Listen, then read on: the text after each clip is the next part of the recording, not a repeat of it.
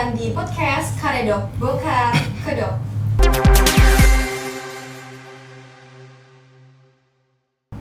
Ketika mendengar kata polisi, apa yang pertama kali terlintas di pikiran Anda? Seharusnya kata tersebut itu mengingatkan kita terhadap pelindung masyarakat. Namun, bagaimana kenyataannya? Kini tak jarang orang takut jika bertemu dengan polisi. Bukan karena mereka bersalah, namun karena adanya ketidakpercayaan terhadap sistem yang ada. Oke, pada episode kali ini kita akan membahas satu kasus yang sangat absurd namun nyata. Kasus ini melibatkan oknum kepolisian yang seharusnya menjadi pelindung masyarakat, namun justru sebagai predator. Ya, benar sekali, kasus ini mengenai AKBP Fajar Widyadharma yang kasusnya menghebohkan dan membuat semua orang, mungkin Anda sebagai penonton, akan tercengang dan menggeleng-gelengkan kepala. Waduh, Parah banget ya. Gak heran kalau sekarang banyak orang yang mulai kehilangan kepercayaan terhadap institusi kepolisian. Bukannya memunculkan rasa aman, malah muncul rasa was-was dan timbul pertanyaan besar. Apakah hukum benar-benar bisa ditegakkan dengan tegas? Dan apakah kasus ini hanya akan menjadi drama hukum yang akan menjadi angin lalu? Pada kesempatan kali ini kita akan membahas kasus ini dari perspektif hukum.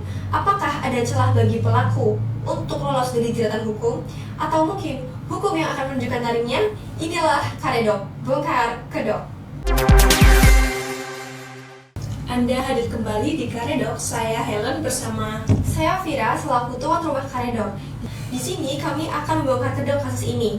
Kami akan membahas lebih dalam mengenai perkembangan kasus dan langkah-langkah hukum yang diambil. Sehingga kami mengundang pengacara korban untuk memberikan wawasan mengenai proses perkembangan hukum yang sedang berjalan. Dan juga kami mengundang ketua LPA yang akan memberikan penjelasan mengenai langkah-langkah perlindungan yang bisa diambil. Jadi sudah hadir di Karedok pengacara Haziq Jaslan selaku kuasa hukum dari korban. Selamat pagi Bapak Haziq. Pagi Mbak Helen. Dan juga hadir pula Ibu Gita Amalia selaku ketua Lembaga Perlindungan Anak. Selamat pagi Ibu Gita. Pagi Mbak. Terima kasih kepada Bapak Haziq dan Ibu Gita yang sudah meluangkan waktunya untuk hadir di sini. Kami mengetahui bahwa kasus ini menjadi perbincangan publik dan banyak orang yang ingin mengetahui kejelasan mengenai kasus ini. Jadi kami telah membaca berita dari bulan Januari 2025 bahwa Polda Nusa Tenggara Timur telah menerima laporan adanya dugaan kekerasan yang melibatkan oknum kepolisian. Dalam penyelidikan telah ditemukan bukti-bukti yang cukup mengejutkan dari rekaman CCTV dan adanya video kekerasan seksual yang telah menyebar di situs dark web yang ada di luar negeri. Dan setelah dilakukan penyelidikan lebih dalam bahwa AKBP Fajar ini telah memproduksi dan menyebarkan konten pornografi anak di internet dan terlibat dalam penyalahgunaan narkoba. Nah, Bapak dan Ibu, itu adalah sedikit informasi yang kami ketahui dan kami baca dari internet. Kalau dari Bapak sendiri bagaimana? Apakah memang benar seperti itu? Mungkin Bapak bisa jelaskan secara lebih jelas kronologi kejahatan apa yang sudah dilakukan oleh si pelaku. Ya benar. Jadi awalnya memang divisi Hub Binter Indonesia ini mendapatkan laporan dari otoritas Australia yang dimana otoritas Australia memberikan informasi. Apa informasinya yang diberikan oleh Australia itu? Otoritas Australia menemukan bahwasannya adanya dugaan terkait video pelacak kasus kekerasan seksual yang diunggah oleh salah satu oknum di Polda NTT tersebut. Nah, kasus ini kemudian diusut, ditindaklanjuti. Setelah itu ditemukan bahwa tersangkanya adalah AKBP Fajar. Kemudian setelah diusut, AKBP Fajar tidak hanya terlibat dalam kasus kekerasan seksual, namun juga dia terlibat dalam penyalahgunaan narkotika. Wah, kejadian ini benar-benar mengejutkan ya Bapak. Bisa dijelaskan lebih lanjut bagaimana modus yang digunakan pelaku untuk mengiming-imingi atau merayu korban yang masih anak-anak ini? Seperti yang dikatakan Mbak Helen tadi di awal, bahwasannya ada seseorang yang bertugas sebagai penyalur korban untuk dilecehkan. Nah, korban ini adalah seorang mahasiswi berinisial F yang kemudian mendekati korban dengan iming-iming diajak jajan untuk makan. Kemudian diajaklah korban pada tanggal 11 Juni 2024 ke hotel. Nah, saat korban tidur, disitulah kejadian yang terjadi, yaitu AKBP Fajar ini masuk ke kamarnya, kemudian si F ini menunggu di luar ketika kejadian itu berlangsung. Nah, tidak hanya itu, korban diancam oleh si F, kemudian dia diberikan uang 100.000 dan untuk 100.000 untuk korban dan 3 juta untuk si F ini yang menyediakan orangnya tersebut, seperti itu. Nah, jadi ada banyak pertanyaan yang muncul di benak kita nih Pak. Sebenarnya apa sih alasan pelaku mengunggah video asusila ke situs dewasa luar negeri? Apakah hanya sekedar untuk mencari sensasi, uang, atau mungkin ada faktor lain yang mendorong mereka melakukan hal tersebut? Dari informasi yang kita dapatkan, korban ini ada 2 faktor menurut kriminologi dari Universitas Indonesia. Yang pertama adalah ekonomi dan yang kedua adalah faktor lingkungan, yang dimana lingkungannya tersebut bisa menyediakan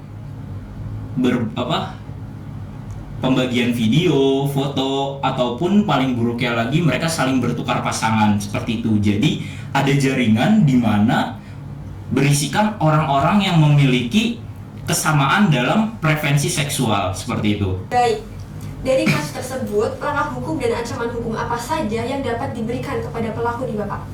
Langkah hukum yang kami ambil tidak hanya sekedar melaporkan korban, tetapi kita juga harus melindungi, mendapatkan keadilan untuk korban.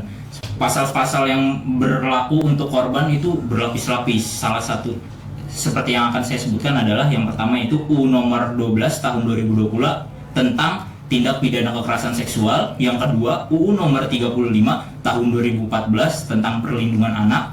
Yang ketiga, UU nomor 19 tahun 2016 tentang ITE. Dan yang keempat adalah UU tentang narkotika.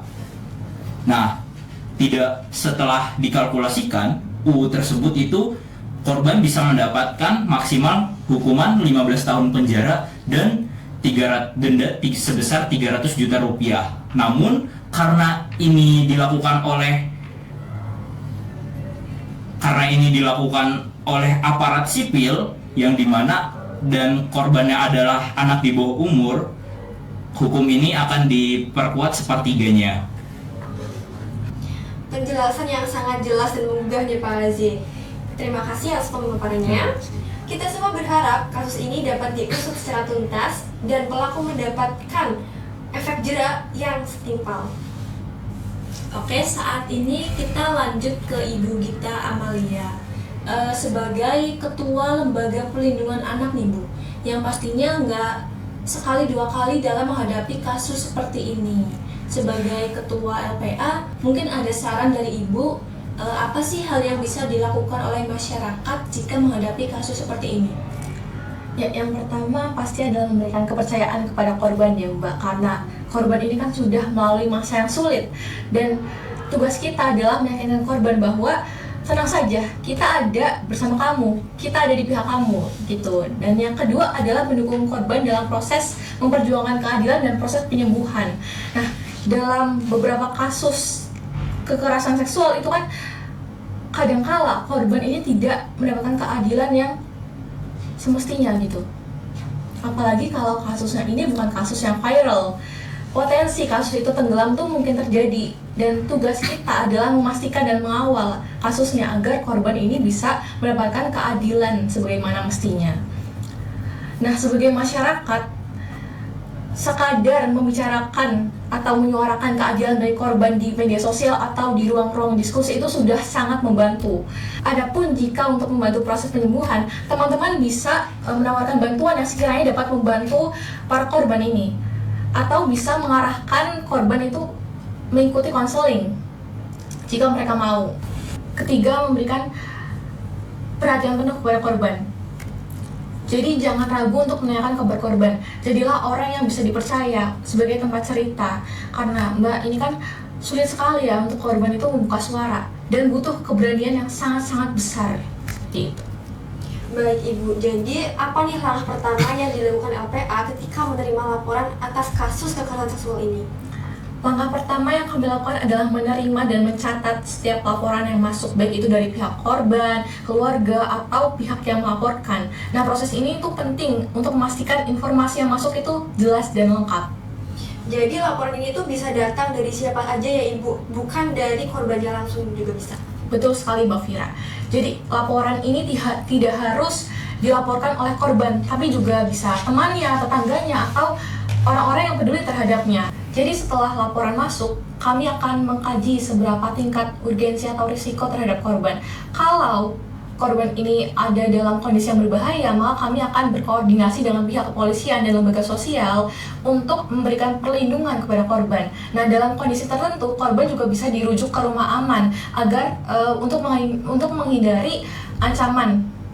Nah, sekarang kita beralih lagi ke Pak Hazik.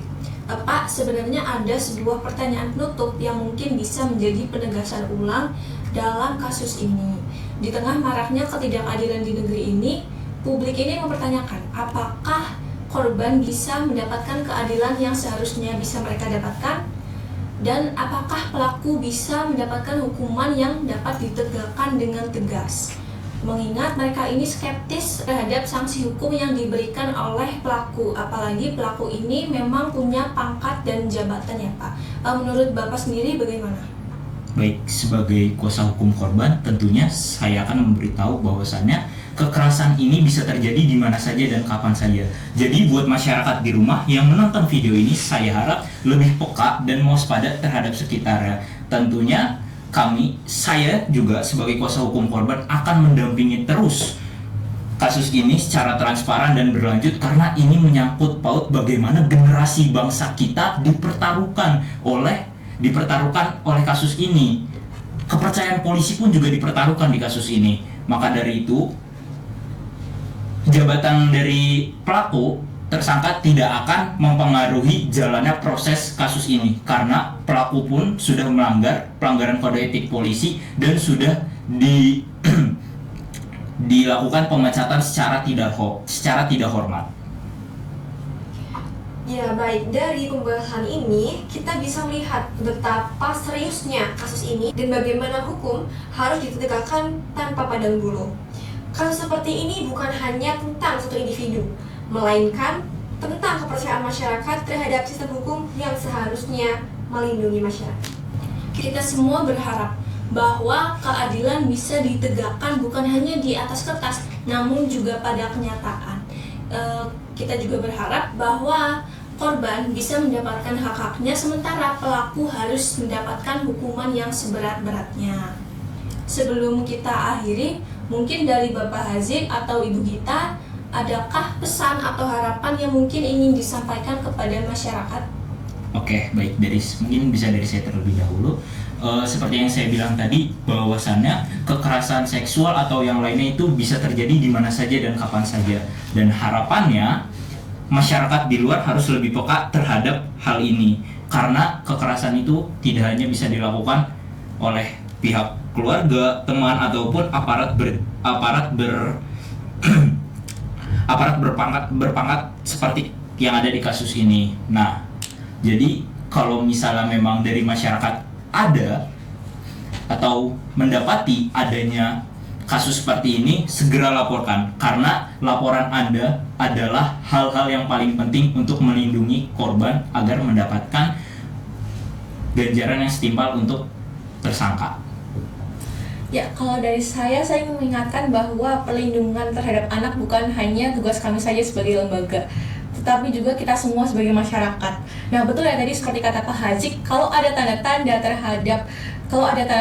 kekerasan atau eksploitasi terhadap anak, laporkan segera. Selain itu, saya juga ingin mengingatkan kalau kita harus mendukung para korban-korban kekerasan seksual ini, karena seringkali ya Mbak, masyarakat ini malah menyalahkan korban, menyudutkan korban, memberikan pertanyaan-pertanyaan yang konyol menurut saya, seperti kenapa pakai baju seperti itu?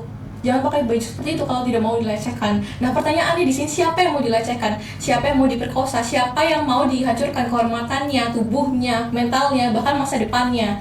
Jadi ayolah kita ubah cara pikir yang kolot seperti itu. Kita dukung korban, kita ciptakan lingkungan yang aman agar berita dan cerita yang ironis dan tragis seperti ini tidak lagi kita dengar. Baik, terima kasih Bapak Hasik dan Ibu Gita yang sudah menyampaikan pesan, dan terima kasih pula atas pemaparan yang sangat berharga. Semoga ini menjadi refleksi bagi kita semua bahwa kita tidak boleh menyepelekan kejahatan seperti itu, di mana kita harus mengawal kejahatan seperti itu agar keadilan dapat ditegakkan. Sampai jumpa di episode berikutnya bersama kami, Karedok Bongkar Kedok.